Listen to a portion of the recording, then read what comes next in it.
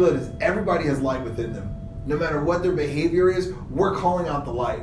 And so what really pushed me to do it is, and the straw that really broke the camel's back, if you will, is the need for this to be in public schools and private schools. Is the need for this to be in family planning, and the need for husbands and wives to be able to speak love to one another. Like the need, that's what it is, it's the need. The Speak Love team has definitely affected my school because when you guys first came, it really impacted everybody. I definitely saw a change on how everybody acted. Majority of the people saw a different light in them. Everybody changed as a person, and definitely in the beginning of the school year, we were all very loud and like nobody really cared about what we were doing. And then once you guys came and talked to us, it definitely touched a lot of people. How bullying made me feel alone. It just felt like that these people were like overpowering me. They're almost like giants, like, oh, and I'm just like this small little dude, and I don't know what to do. And they're kind of like blocking my view of like what the good in me is. And later, I found out that those bullies are nothing compared to me. I can overcome those people no matter what. Honestly, if you ask me, I believe that every social issue, whether it's bullying, whether it's low self-esteem, whether it's having suicidal thoughts, it stems from lack of identity. The more I know who I am, the more secure I am in that, and I'm able to face the issues that would bring low self-esteem or face the issues that would cause me to contemplate suicide. A person that doesn't value their life doesn't understand how much value their life has and how much life they can give to somebody else the more they know about what they have to value. They don't see the hidden treasures that they have. Therefore, they don't operate or walk confidently as they would if they did see that treasure that was on the inside of them.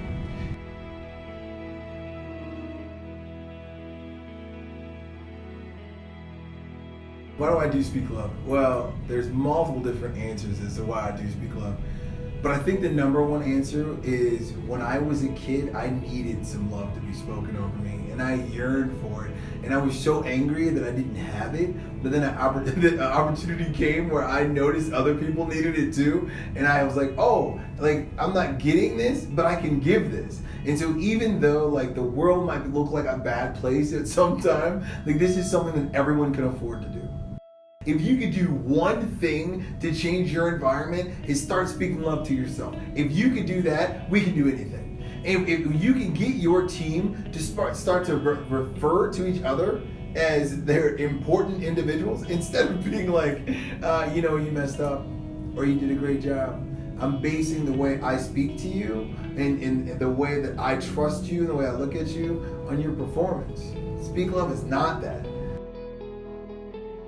But you've been able to show them how their actions of love can empower people, can build self-esteem, can reassure people that they're not alone, that they have value, that somebody has their back.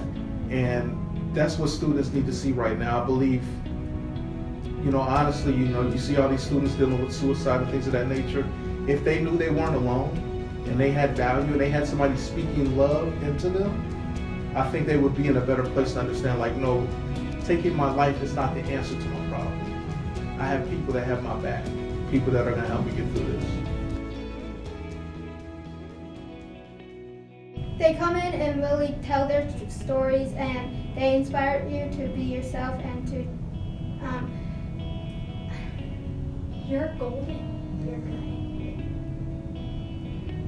good. Now, you got a little bit emotional right there. Why? No. What are you thinking about?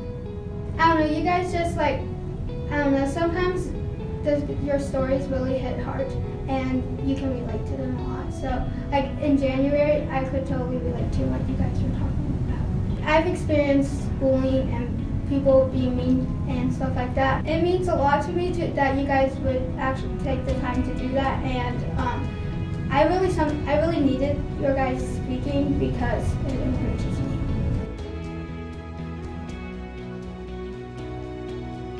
I knew that I loved motivating people. I knew that I loved sharing myself with people. I knew that I loved sharing my stories with people. And so a way that I started doing that was social media. So every single post that I do, I try to kind of just share my heart, not go on there and be like, who can I inspire today? But I go on and I'm just like, share Alyssa. And I share what Alyssa's going through, and I share my personal story, or what's inspiring me lately, or how I'm finding hope lately, or maybe a solution I'm finding to X, Y, or Z. And so I just share myself, and slowly, little by little, by doing these things on social media and sharing myself and my friendships, and by going to these events where these events that really set my soul on fire, where I felt a lot of love and I felt a lot of passion. That is how I got into it. I speak love because there were a lot of times in my life when I needed somebody to speak love to me. When I was growing up, I struggled with a lot of rejection issues, and not just rejection from other people, but I rejected myself. I wasn't happy with who I was, and so I think the main thing is, out of the overflow of me not loving who I was, I believe nobody else loved me for who I was. So I struggled with a lot of pain, I struggled with a lot of anxiety, I struggled with a lot of depression, PTSD, night terrors, just a lot of isolation, really. And so out of this mental space of feeling alone, I put my walls up and I never really allowed anybody to speak love to me. So even if somebody would try to speak love to me, I would have up this barricade, and I believed that these walls protected me, but really they just isolated me more. I speak love because there were times in my life when I put up that barricade and I lived in this room by myself and I sat there in isolation and I didn't let anybody speak love to me, but I let my thoughts accuse me and I let my thoughts abuse me, and I let really just the enemy of my heart and the darkness that was coming against me, I allowed these things to speak into me instead of love. And out of that pain, I felt alone. And I know what that feels like. I speak love to reach the other little Alyssas, to reach the other kids that hurt and are in pain and need hope. I speak love to remind people to not give up. Speak Love helps me in my vulnerability in so many different ways. One, just by creating home, an atmosphere where I don't feel as alone, by pushing me to do my absolute best when I really don't want to do my absolute best and think I can just skate by. Why do I feel so alone? I guess I feel alone every now and again because I have some problems with my family. Some stuff with my dad, some stuff with my mom, and so I guess I've never really felt that strong family unit, and so it's always kind of been hard to really receive love from everybody, and that's no one's fault, but it's definitely hard for me to be able to receive love, and not receiving that love makes me feel really alone. I feel like when you are in an open space where it's filled with love, and you are able to build into people, naturally it feels okay to accept a blessing back. Speak Love attacks the issue of issues that stem from home environment not being the way it should be, and somewhat chaotic, parents fighting and things of that nature, by showing them that even though home might not be, which, one thing, it shows them that it's okay.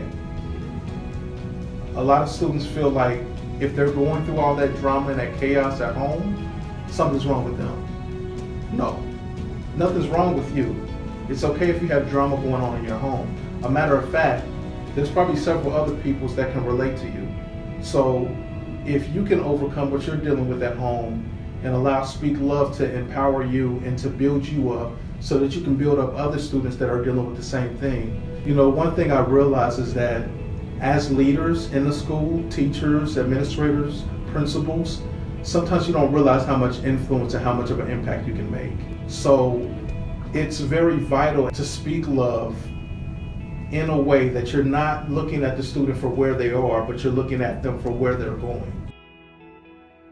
What do I say to college kids that want to get involved in really making an impact in the world? My answer is start now. A lot of times we sit and we sit on our dream and we wait for something to happen. We wait for somebody else to come to us and to tell us, hey, I heard that you would like to do this, and then to start making it happen for us. And I think that's the worst thing that we could do. I think that the most powerful thing that you can do when you have a dream and when you have this desire in your heart is to start now. And if that is to be a singer, don't sit in your living room and be upset and think, well, I'm supposed to get to the Grammys in a year, and get overwhelmed thinking that somehow you're supposed to get from point A to point Z. And so to the kids and to the college students and to the adults that want to pursue this passion, want to pursue this vision on their heart, want to make a better impact in the world, my response to them is start now.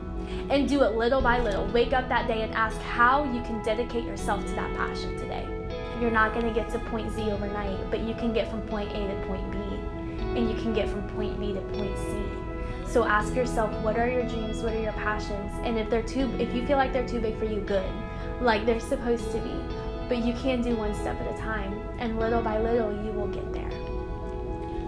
One of the things that we do is we're very engaging, right? So my understanding of what a motivational speaker was bored the crap out of me. Like when I was in school, when I was in high school, when I was in junior high, as I was growing up, as I was a kid, like if I heard the words or the career motivational speaker, I was already snoring. Like the last thing I wanted was somebody to come in who didn't know my life and didn't know my story and tell me all of these motivational things that sounded cliche. I didn't want somebody who didn't understand me to come in and to try to tell me that they understand my story without taking the time to listen to me. And so Speak Love is the exact opposite of what I thought motivational speaking was. We come in, we do breakout sessions, we do speeches, but we also do one-on-ones. And so yes, we get these opportunities to be raw and to be able to be on stage and to be able to say these words that are imprinted on our hearts, but we also get the opportunity to do breakouts. And during breakouts, we're engaged with the kids. During the breakouts, we're not ever coming to stand up and put on a show, but we're coming to be engaged with your kids. And so Speak Love comes in and we just love on them. And we give them a place to talk about their identity and be accepted.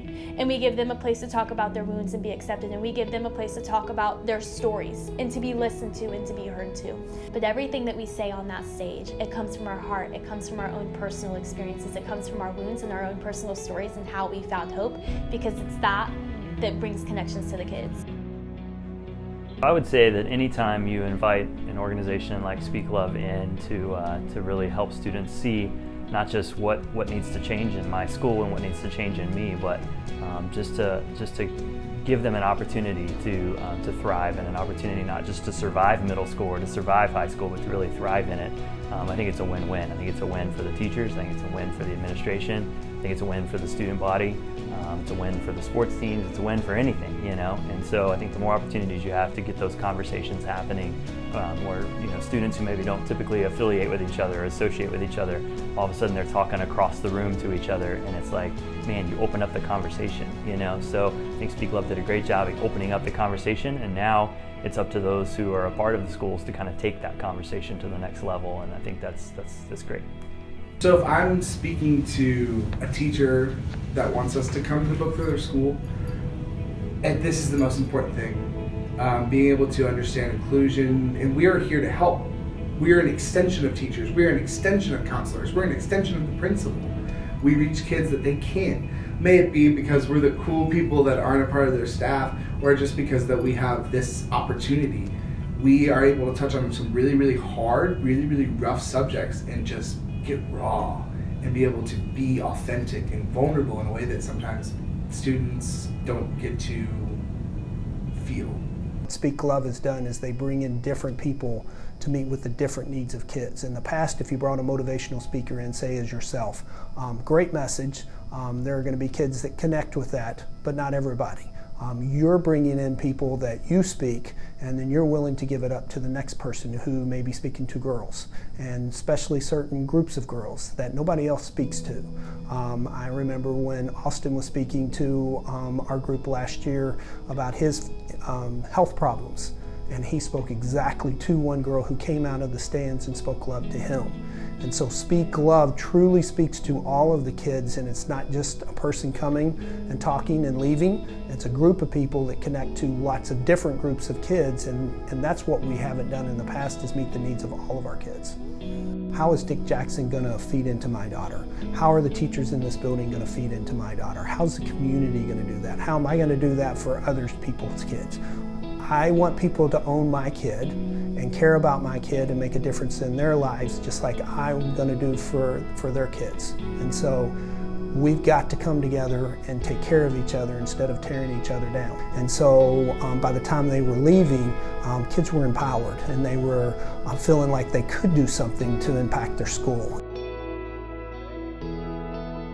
A movement is taking place where people are owning their identities, and it's the most beautiful thing I've ever seen in the world. And it's happening because students in classes that have been looked over are now looking up. Students in classes that have been disrespected now are starting to respect themselves, so even your disrespect doesn't own me. It's the most beautiful, amazing thing to watch districts come together in love and respect and see how their teams, their scores, all these things are getting better. And their educators can teach easier because they have a better connection with their kids. We cater our speeches based on the needs of the school, but we really focus around identity and character. That's where we're around, and we base our belief system on the fact that every person that's alive has a reason to be loved, period.